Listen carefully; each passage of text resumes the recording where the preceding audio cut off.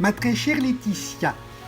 toujours préoccupée, comme tu sais, par tout ce qui touche au lien de parenté des organismes vivants et cherchant avec assiduité ce qui pourrait nous tenir lieu d'ancêtres communs, je me suis rendu compte à ce sujet que selon un bon nombre de scientifiques qui se sont intéressés à la question des origines, l'homme serait le résultat d'une longue histoire qui aurait commencé il y a 3 milliards d'années lorsqu'à partir d'êtres microscopiques et indifférenciés, les premières formes de vie seraient apparues sur Terre.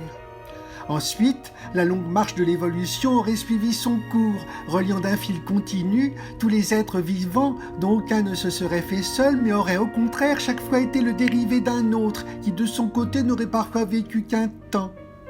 Certains d'entre eux, possédant des ailes, pouvaient se déplacer dans les airs, d'autres, grâce à leurs nageoires, se mouvoir et vivre sous les eaux.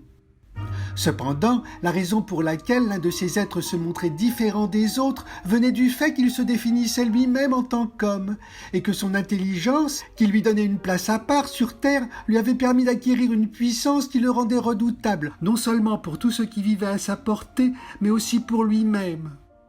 D'ailleurs, depuis qu'il était apparu, plus rien dans la nature n'avait été pareil, car l'homme était le seul produit de l'évolution qui avait entrepris de la maîtriser. Il favorisait les espèces animales qui l'intéressaient et éliminait les autres. Mieux encore, il agissait sur leur hérédité. Peut-être même sera-t-il capable un jour de fabriquer sur commande d'autres hommes qu'il multipliera à des milliers d'exemplaires, décidant en fonction de certains critères de favoriser telle ou telle particularité au détriment d'autres.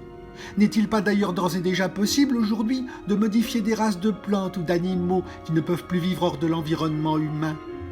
Quoi qu'il en soit, le jour où l'homme saura manipuler et maîtriser entièrement sa propre génétique marquera le début d'une autre histoire, celle d'une espèce dont l'évolution coïncidera avec la disparition des humains qui, depuis longtemps déjà, ne rêvent qu'à une seule chose, devenir immortels. Si pour le moment rien ne permet de supposer que cette époque est proche, ce qui est certain en revanche, c'est que lorsqu'elle adviendra, la nécessité d'un espace infini prendra alors tout son sens.